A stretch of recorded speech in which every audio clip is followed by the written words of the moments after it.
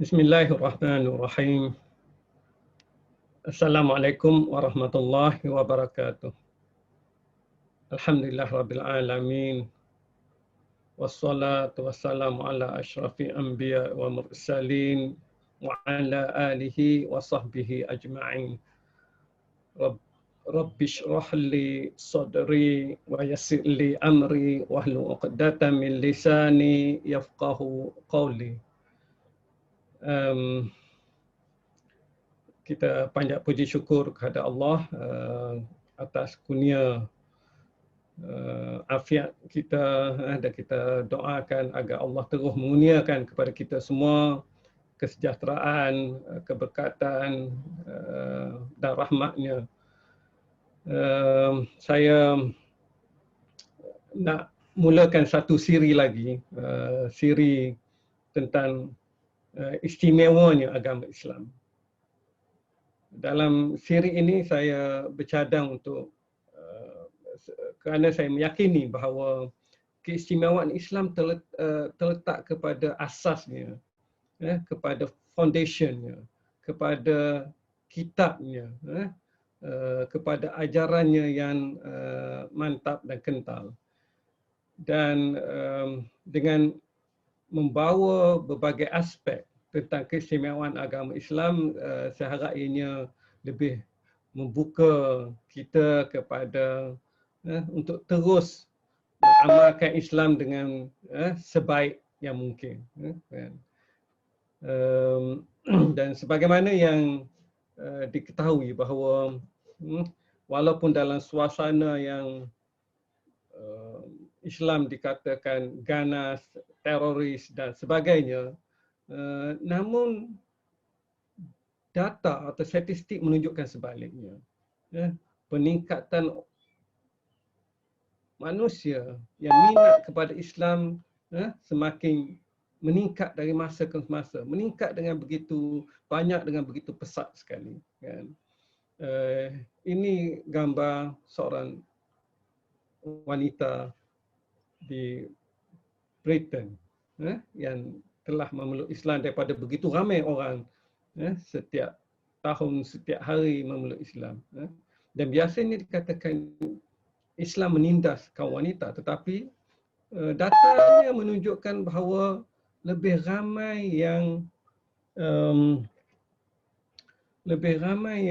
wanita yang memeluk Islam dari masa ke semasa. Okey.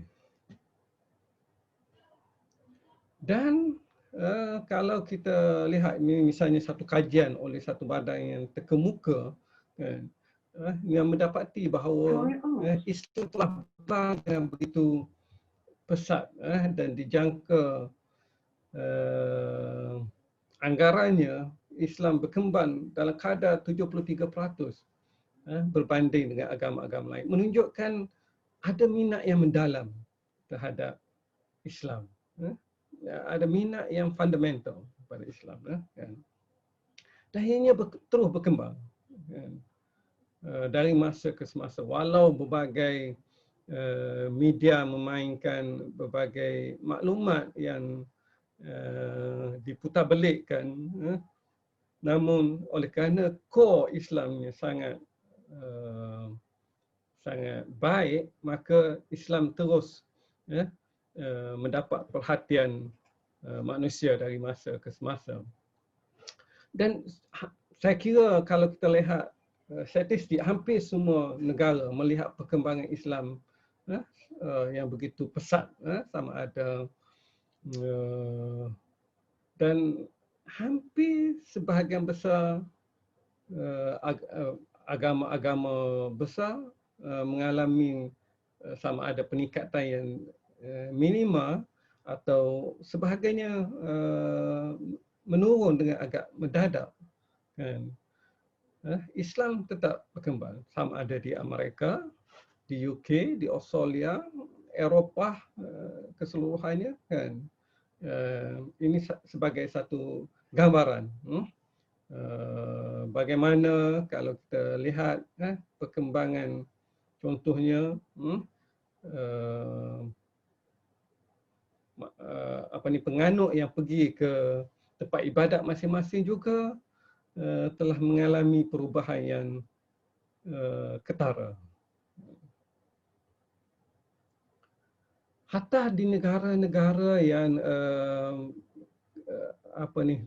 kadang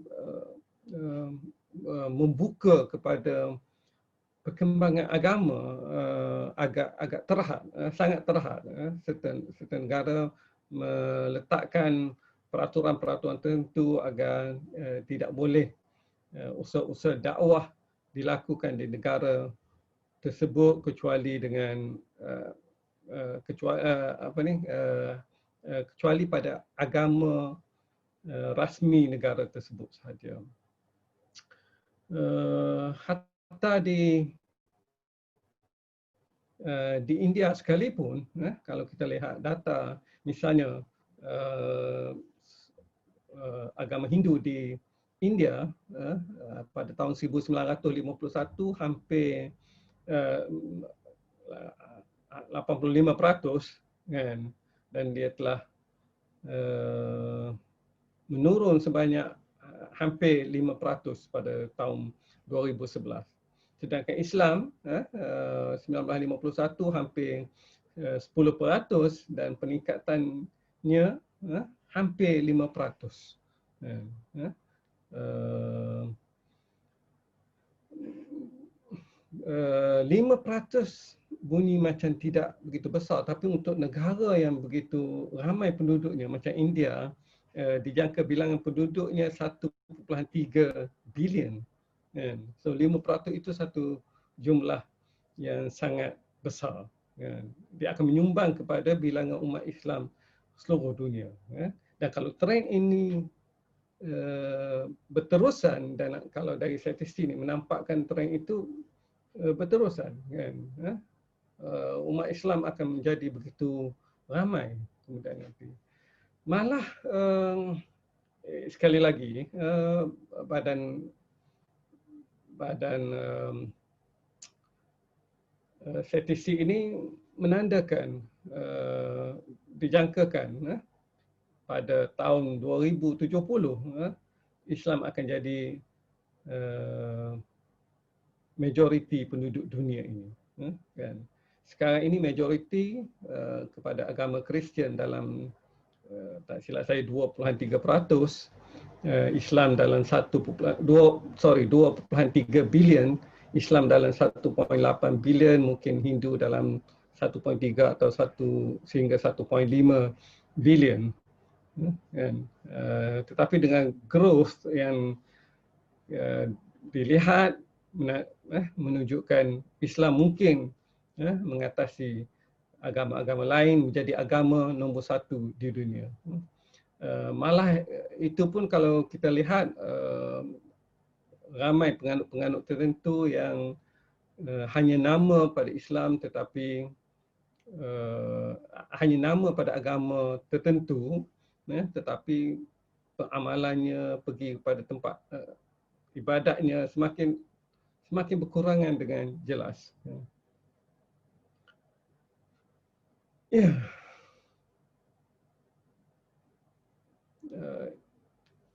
Sebagaimana saya sebut tadi, Islam core-nya sangat strong. A'udzubillahi minasyaitonir rajim. Wala tahinu wala tahzanu wa antumul a'launa in kuntum mu'minin. Jangan kamu berduka cita, jangan kamu rasa lemah. Sesungguhnya kamulah yang paling tinggi jika kamu beriman, jika kamu menjalankan apa yang Islam ajarkan pada kamu. Saya nak bawa sedikit satu cerita. Saya terlupa dari mana saya ambil sumber cerita ini, kan. Ditulis somewhere, saya baca satu lebih pada 10 tahun yang lampau. Kan. Ini cerita ni semasa perang di antara Mujahidin Afghanistan dengan komunis Rusia. Kan. So masa perang itu, biasalah sebagaimana kita tahu, senjata-senjata yang dimiliki oleh Russia, senjata-senjata yang antara yang tercanggih di dunia pada masa tersebut berbanding dengan senjata yang agak agak tradisional, agak primitif yang ada pada Mujahidin Afghanistan, dan kadar kecederaan yang menimpa kepada Mujahidin Afghanistan ni biasanya kadar yang sangat teruk. Anggota tercedera, tercabut dengan darah berhamburan di sana sini, kan. Dan ada satu wartawan menulis tentang satu hospital di mana pesakit-pesakit masa perang dibawa, kan, yang darah berhamburan, anggota badan terkoyak di sana sini dengan luka yang parah, dan dalam suasana perang tu doktor tak cukup, katil tak cukup, ubat bius tak cukup. Itu sangat menyakitkan. Dan biasanya pesakit yang sampai tidak terus dapat dirawat oleh kerana suasana perang yang dahsyat tersebut. Cuma wartawan yang menulis tu menyatakan rasa kagum melihat kepada Mujahidin Afghanistan. Secara relatifnya, mereka nampak tenang. Walaupun darah berhamburan, walaupun tidak ada ubat bius, mereka nampak seolah-olah tenang. Ya, relatifnya tenang. Sudah tentu sakit, tetapi tidak macam orang yang terlalu parah. Mereka seolah reda dengan keadaan tersebut dan mereka menerima, kan. Jadi mereka tidak menjerit, melolong kesakitan dan sebagainya. Ini sangat menghairankan wartawan tersebut, sehingga wartawan tersebut tertanya-tanya apa yang ada kepada pejuang-pejuang ini. Dan saya kira itulah yang ada pada agama Islam. Mereka membentuk satu keimanan yang kuat, satu kepercayaan yang kuat, bahawa inilah perjuangan. Dan perjuangan ini, dan inilah walaupun dalam keadaan cedera, inilah ujian daripada Allah. Mereka menerimanya.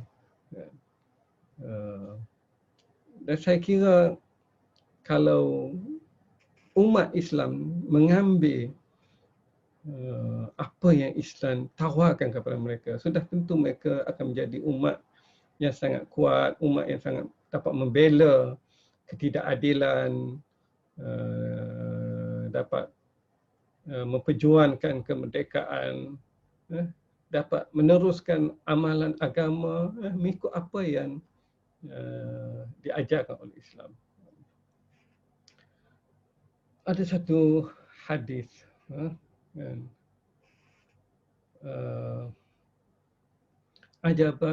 ajaban li amril mu'minin inna amrahu lahu kulluhu khair wa laysa dzalika li ahadin illa lil mu'minin in asabathu sarra syakara fakana khairan lah wa in asabathu darra sabara fakana khairan lah. Atau kama qala alaihi salatu wassalam, Rasulullah menyatakan, mengibaratkan seolah-olah kehairanan kepada orang-orang yang beriman, orang Islam yang beriman. Kerana pada orang Islam, apa saja menimpa mereka, baik buruk atau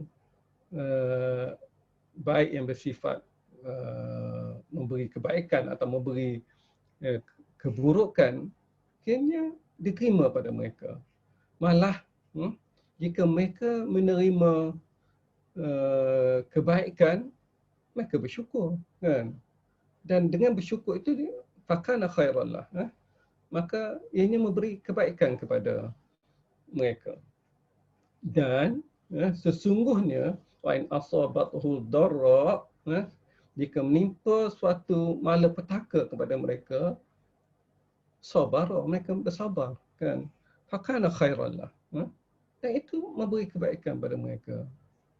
Itulah antara core-core yang Islam ajarkan kepada ummahnya. Dan sebagaimana kita tahu,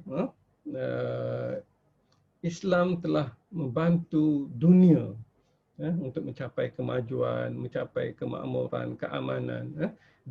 Contohnya di kala Eropah mundur, sama ada dari sudut ilmu atau dari sudut kebersihan, dikatakan bandar Perancis pada sekitar tahun-tahun tersebut, kan, bandar yang penuh dengan sampah sarak, busuk dan sebagainya. Sedangkan pada masa itu Islam telah datang dengan pelbagai kebudayaan, pelbagai tamadun yang sangat tinggi nilainya, yang hanya perlu diteruskan oleh umat Islam untuk memberi khidmat kepada dunia. Tujuan saya menyebut itu kerana jika kita lihat balik sebelum datangnya Nabi Muhammad yang menyambung ajaran-ajaran ilahi sebelum ini, kan, melalui nabi-nabi sebelum ini, apabila Nabi Muhammad apabila Arab sudah terpisah dengan ajaran Islam begitu lama, khususnya pada zaman Nabi Ibrahim dan Nabi Ismail, kan. So masyarakat Arab telah terputus daripada agama yang benar, kan. Pada masa tersebut, sebelum kedatangan Nabi Muhammad, kan, pada masa tersebut peraturan yang ada ialah yang tidak ada peraturan. Bayangkan suasana masyarakat yang tidak ada peraturan. Hidup mereka bangun pagi,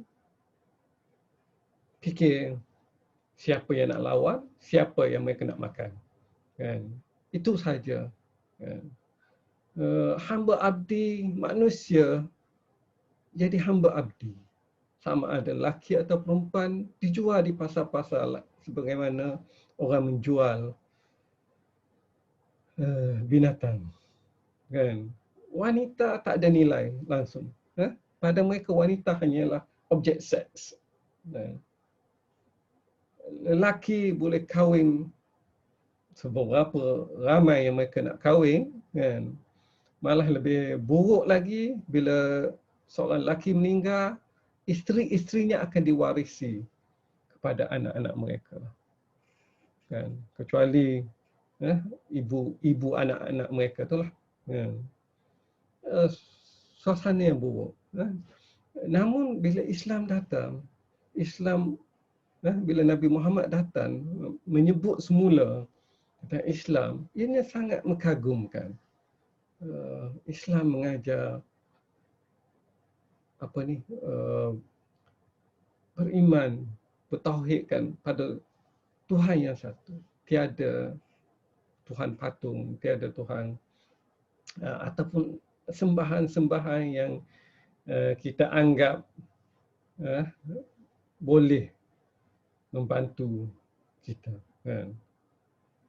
Itulah masyarakat Arab pada semua. Islam mengajar untuk hidup secara harmoni, menolong orang miskin, menolong orang-orang teraniaya, membahagikan harta-harta,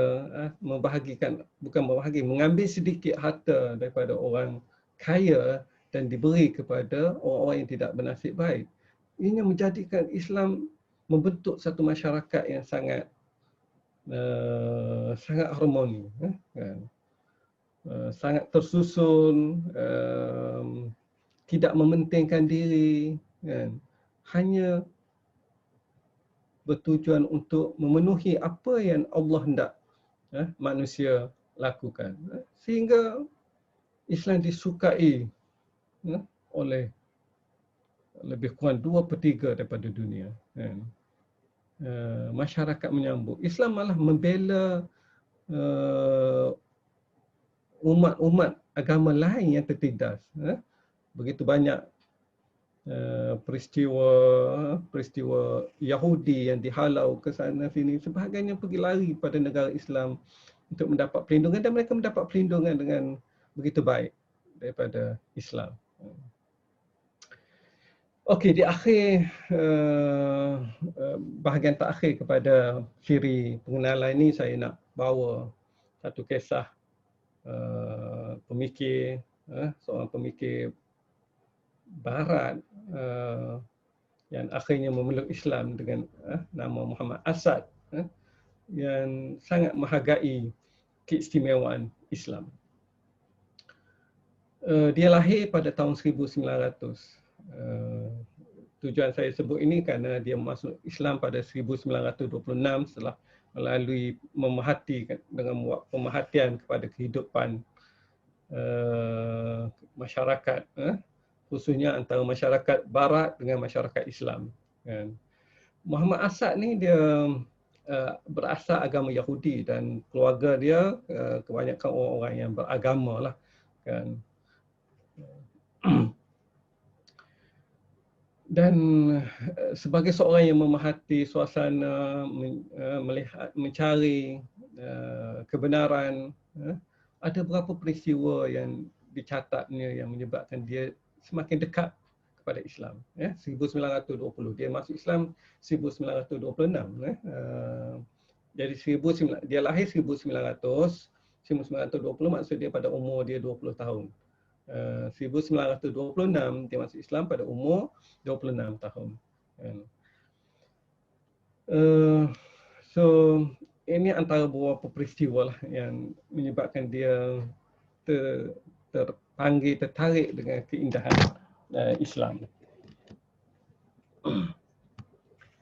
So pada tahun 1920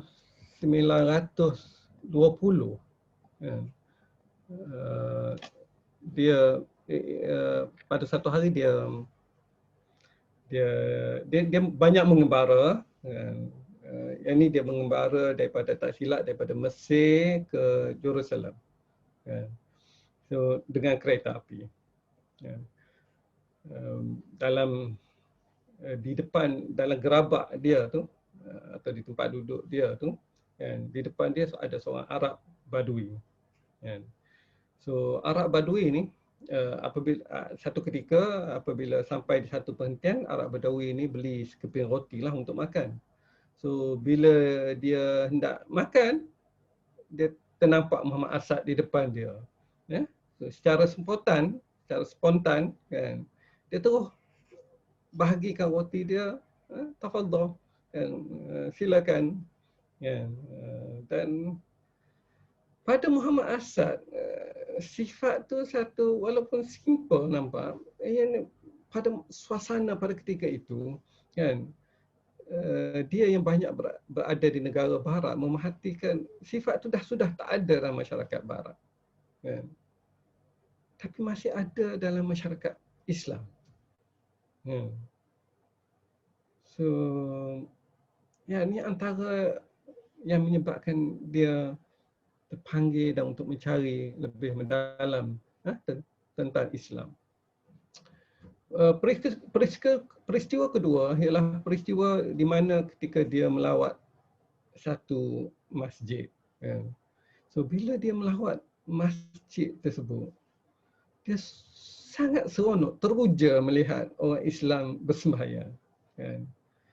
Terkesan melihat mereka sembahyang, dan sebahagian besarnya mereka sembahyang di belakang seorang imam yang sudah tua. Tetapi mereka berada dalam barisan yang tersusun rapi, seolah-olah macam pasukan perang yang tersusun kemas dengan saf, dengan barisan yang baik. kan. Dan bukan itu sahaja, bila mereka bergerak serentak, mereka rukuk, mereka sujud, dan suasana tu menampakkan umat Islam ni uh, begitu pasrah dalam solat mereka, pasrah kepada Tuhan mereka. Dan seolah-olah mereka sembah walaupun tak ada Tuhan atau tak nampak Tuhan, maksud saya tak nampak Tuhan, kan? Tapi mereka sembahyang seolah-olah Tuhan tu ada di depan. Kan? Ini sangat mengagumkan. Dan dia merasa bahawa orang Islam ni dekat dengan Tuhan mereka. Tidak sebagai pemerhatian pada agama-agama lain yang dia perhatikanlah. Peristiwa ketiga ni peristiwa semasa dia naik satu kapal, kapal tu ke Arab Saudi, kan. Kebetulan itu dekat dengan musim haji dan ramai juga penganut-penganut Islam yang naik, dan sebahagian daripada penganut Islam tu berada di dek bawah. Dek bawah ni biasanya dek kelas kedua, dek yang biasanya orang-orang yang tidak mampulah, tidak berkemampuan, kan. Dan pada satu hari dia turun ke dek bawah tu. Jadi sebagai seorang yang suka memerhati suasana, dia turun ke dek bawah tu. Kebetulan pada masa dia turun tu ada seorang yang sakit yang amat nampak macam amat teruk. Sebenarnya orang tu sakit demam malaria, kan. Dan kebetulan dia membawa bekalan ubat demam malaria. Mungkin masa tu wabak malaria sedang berkembang dengan banyak, kan. So dengan itu dia berilah ubat tu, kan. Dan pesakit tu pesakit dari Yaman. Ada beberapa ramai jugalah dari Yaman pada masa tersebut ada di situ, kan. Semuanya orang yang agak miskin. Kemudian dia nampak selepas dia beri ubat dan orang dah bagi makan ubat dan sebagainya, dia nampak kawan-kawan si pesakit tadi berbisik-bisik sama mereka. Dan seketika selepas itu, salah seorang mereka datang kepada dia dan menghulurkan beberapa not duit kertas sebagai hadiah, kan. Sekali lagi dia terkejut dengan kespontanan orang Islam ni, kan. Dan dia tahu mereka semuanya bukanlah ada duit sangat, kan. Dan dengan serentak dengan itu dia. Tapi beberapa umat Islam, orang Islam Yaman tadi, mereka tetap insist, mereka tetap minta dia ambil sebagai kadar terima kasih, kan. So akhirnya sukar untuk dia menolak lagi. So dia ambil walaupun dia sebenarnya dia sangat tahu mereka sangat memerlukan duit tersebut, kan. Tapi kerana sukar nak menolak. Tapi poinnya pada dia ialah sifat persaudaraan antara mereka tu, kan. Walaupun mereka tidak berduit, tapi mereka tetap bersolidariti, tetap merasai persaudaraan Islam yang menyebabkan mereka saling menolong secara spontan. Okey. Ya, minta maaf saya banyak sangat teks, bukan tujuan untuk dibaca, tapi untuk membantu saya membaca cerita ini, kan. Kerana sukar untuk saya ingat cerita ini, kan. Ini satu kisah semasa sekali lagi beliau mengembara dalam tak silap musim sejuk dan Megamara ni masuk pendalaman dan sebagainya. Mungkin kawasan penggunungan, tapi ada kampung di sekitar tersebut, kan. Musim sejuk, dan kuda dia ada masalah dalam pengembaraan itu. Dan bila ada masalah, kebetulan gubernur ni mengetahui ada tetamu dan jadi gubernur mengajak tinggal di rumahnya.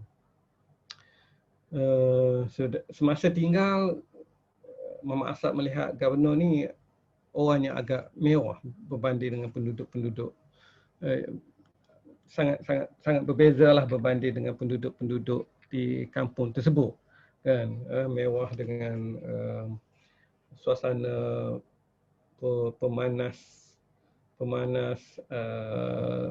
bilik, kapet yang cantik, tebal dan sebagainya, dan meraihkan dia dengan jamuan-jamuan yang sedap sambil membunyikan latar belakang lagu-lagu di belakang, kan. Dan kebetulan salah satu lagu yang dinyanyikan lagu Nabi Daud yang melawan Talut, melawan Jalut. Nabi Daud melawan Jalut, Nabi Daud yang kecil melawan Jalut yang besar, kan. Dan habis saja lagu tu, gubernur sekadar menyebutkan bahawa Nabi Daud tu kecil tetapi semangat dan kepercayaan besar. Tapi Muhammad Asad membalasnya, tapi anda semua banyak, tapi kepercayaan anda kecil. Anda ramai, tetapi kepercayaan anda kecil. Jawapan itu mengejutkan dan agak memalukan gubernur bila disebut macam tu, kan. Dan Muhammad Asad terus menyambung, kenapakah anda telah menjadi orang Islam yang telah hilang jati diri keislamannya? Tidak sebagaimana yang Islam ajar. Sebuah jati diri telah menjadikan anda semua mampu menyebarkan kepercayaan dari negara Arab ke Atlantik kemudian masuk ke China. Dengan sifat Islam yang baiklah menyebabkan Islam selama ini berkembang dengan begitu meluas. Tetapi anda sekarang, Muhammad Asad kata, tapi anda sekarang telah menyerah dengan mudah dan lemah kepada pemikiran dan kebudayaan Barat. Anda mula hidup dalam suasana kebaratan, kan. Suasana tu mengikut kebudayaan Barat, kan. Kenapa anda yang mana datuk nenek anda telah menguasai dunia dengan sains dan seni pada masa Eropah tenggelam dalam barbarisme dan kejahilan, kenapa kita dahulu, Islam dahulu, begitu dapat menguasai dunia, dapat menyumbangkan kemajuan sains, kemajuan seni, kan, kepada Eropah contohnya, kan. Kenapa tidak berlaku begitu sekarang? Beritahu saya, kata Muhammad Asad, bagaimanakah ajaran Nabi kamu yang begitu jelas dan mudah telah menghadapi kegersangan akibat kecelaruan pemikiran para cerdik pandai kamu? Sedangkan Nabi kita telah mengajar suatu ilmu yang jelas, ilmu yang mudah, ilmu yang cemerlang kalau diikuti. Tapi kita masih mengikut kecelaruan pemikiran cerdik pandai yang celarulah, kan. Sebagaimanakah boleh terjadi tuan tanah hidup dalam kekayaan dan kemewahan, sedangkan pada masa yang sama saudara-saudara orang Islam kamu berada dalam kemiskinan dan kebodoran. Sedangkan kamu diajar oleh Nabi, sedangkan Nabi kita mengajar, tidak beriman seorang kamu yang makan dengan kenyang, sedangkan jiran-jirannya kelaparan. Satu perlian ni besar daripada Muhammad Asad kepada gubernur tersebut. Bagaimana boleh terjadi begitu ramai orang Islam yang jahil dan sedikit yang boleh membaca dan menulis, sedangkan Nabi kamu telah menyatakan bahawa mengejar ilmu pengetahuan dengan bersungguh-sungguh adalah satu tugas yang sangat mulia untuk setiap orang Islam, lelaki dan perempuan.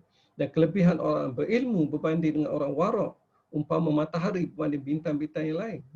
Dan hadis disebutkan kepentingan untuk mengejar ilmu. Sedangkan kita lihat sekarang ni, mengikut Muhammad Asad, umat Islam semakin mundur dengan ilmu. Ya. Seolah-olah kenapa umat Islam meninggalkan ajaran yang sangat cemerlang daripada Islam. So gubernur ini sangat terkejut dengan apa yang diungkapkan oleh Muhammad Asad. Tapi Muhammad Asad tetap mengatakan bahawa dia rasa orang Islam telah membazir apa yang Islam ada. Membazir maksudnya kita tidak menggunakan, kita meninggalkannya. Okey, saya rasa elok juga kita lihat detik-detik keislaman beliau. Detik keislaman berlaku pada 1926 kan. Kebetulan masa tu Eropah baru pulih daripada inflasi dan mula nampak kemakmuran hidup di mana-mana.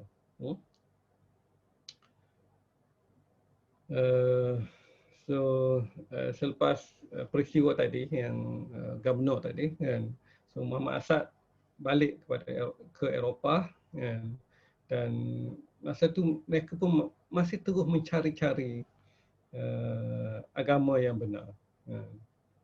Dia dengan isteri, masa tu dia dah kahwin, isteri dia nama Elsa. Isteri dia ni tak silap 15 tahun lebih tua daripada dia lah kan. Dan mereka sama-sama mencari. So antara yang mereka kerap baca ialah Al-Quran. Mereka baca bersama, mereka membincangkan idea-idea Al-Quran tu bersama. Dan mereka makin lama mereka tertarik dengan mesej yang ada dalam Al-Quran. Khususnya betapa eratnya ajaran akhlak Al-Quran dan idea praktikal Al-Quran untuk kehidupan harian manusia. Dan pada satu hari, semasa dia dan isterinya naik kereta api di Berlin, Jerman, dia dapat satu kesan yang ganjil. Pada dia kesan yang ganjil. Mereka naik kereta api kelas pertama. Di depan Muhammad Asad duduk seorang lelaki yang pakai kebal, kelihatan seperti seorang usahawan yang berjaya. Di ribanya terletak sebuah beg yang bergaya, di jarinya terdapat cincin berlian.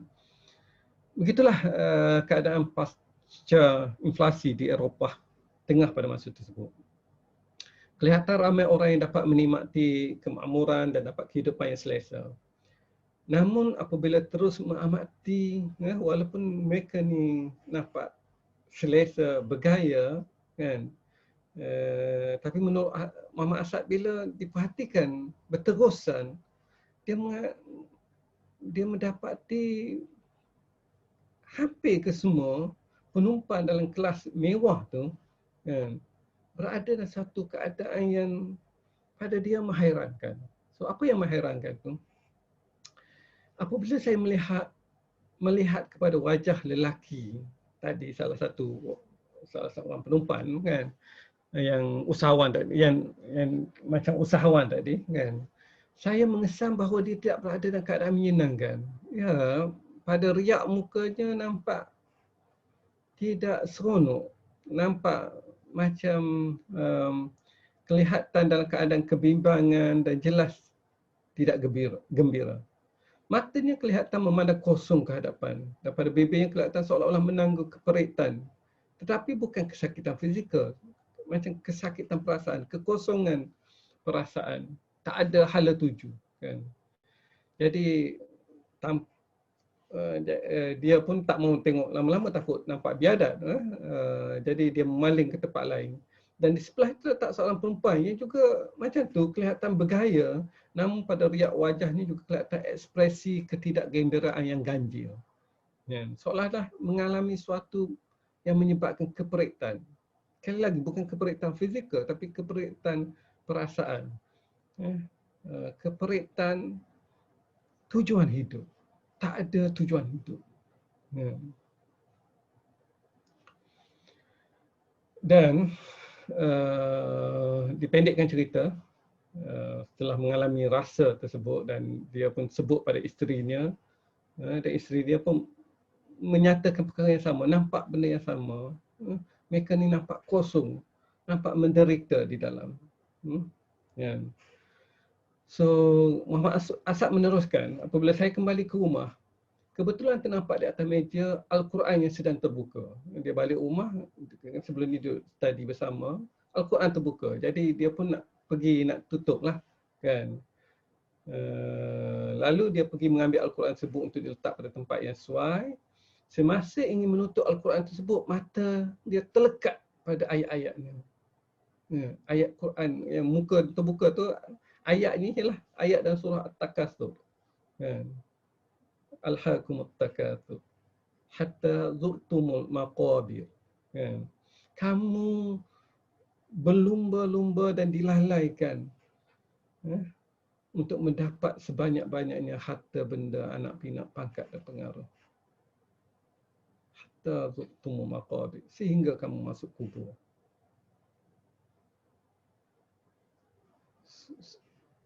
Beliau sangat tersentuh dengan ayat ini, kerana padanya inilah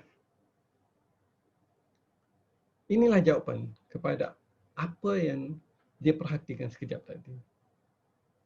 Dia menerangkan bahawa buat seketika lidah saya keluh.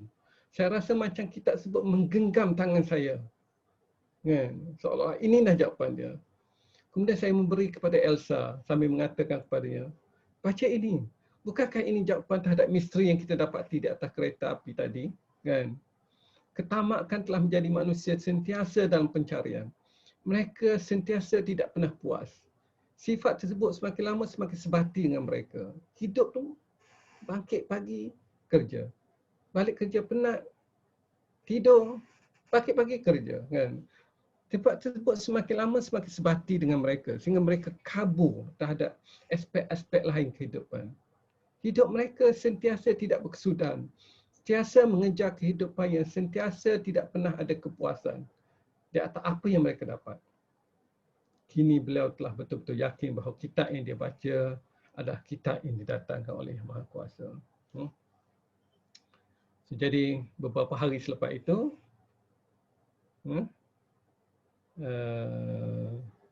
beliau pergi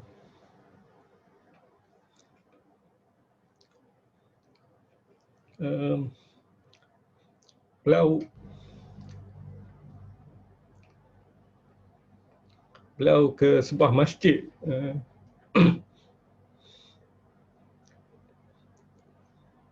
mengucapkan syahadah dia.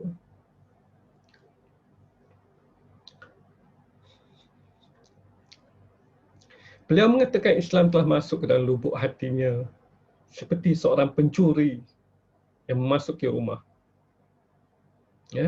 Bezanya, Islam telah masuk untuk terus menetap selama-lamanya. Tidak sebagaimana pencuri yang masuk dan kemudian keluar. Semenjak itu dia telah bersungguh-sungguh mempelajari apa yang seharusnya dia pelajari tentang Islam. So ini penutup kepada siri kali ini. Saya tutup dengan cerita Muhammad Asad. Saya tutup dengan apa yang beliau lihat tentang Islam. Mereka telah berjuang. Dia telah berjuang. Dia telah menjadi penyebar pemikiran-pemikirannya tentang Islam. Sehinggalah beliau menghembus nafas terakhir pada umur 90-an. 1991, something like that lah. So padanya risalah Islam itu sangat istimewa. So bukanlah beliau tertarik pada aspek tertentu dalam Islam. Kerana padanya keseluruhan Islam itu menakjubkan. Ajarannya sangat luar biasa. Ini dia tulis. Ajaran Islam sangat luar biasa. Sama ada dari aspek akhlak, program kehidupan yang praktikal. Padanya suka untuk dijelaskan seolah-olah ikatan erat antara satu sama lain sangat cantik dalam bentuk sistem ajaran yang mengagumkan. Islam umpama satu struktur seni bina yang sempurna, di mana setiap bahagian saling melengkapi dan saling menyokong secara cukup dan harmonis. Tiada yang terlebih dan tiada yang terkurang, yang menghasilkan satu perimbangan yang sempurna dan binaan yang kukuh. Ya, sebagai kesimpulannya, akhirul kalam, kan, Islam agama yang sangat istimewa, di mana umatnya perlu terus memelihara, perlu terus kekal mengambil ajaran-ajarannya, mengamalkan ajarannya, menyebarkan ajarannya, memperluaskan ajarannya, kan, dan memberi bakti kepada semua umat manusia di dunia ini, kan. Okey, wabillahi taufiq wa hidayah. Wassalamualaikum warahmatullahi wabarakatuh. Assalamualaikum warahmatullahi wabarakatuh.